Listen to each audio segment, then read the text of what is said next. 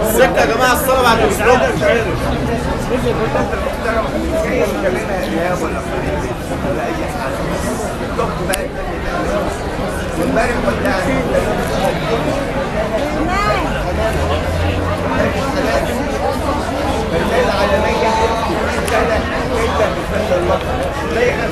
حتى في نضاله تعرض لمأساة شديدة جدا، وانه شاف 3 أبناء يقتلوا امام عينيه.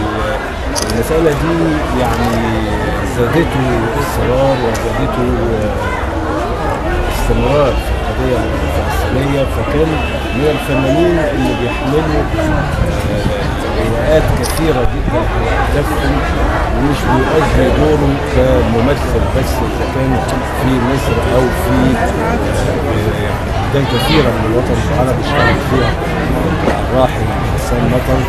هو كان فنان مجيد بيحب شغله، متعدد المواهب، ويمكن كان شكله الخارجي يظهر بأنه إنسان قاسي، لكن في حقيقة الأمر كان حساس جدا ورقيق القلب جدا.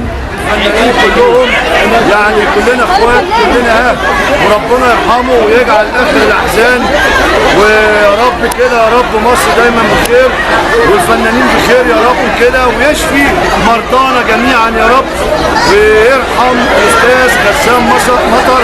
كان فنان عظيم، كان تاريخ عظيم، وكان بطل من الابطال وبطل، يعني ربنا يرحمه ويحسن اليه يا رب.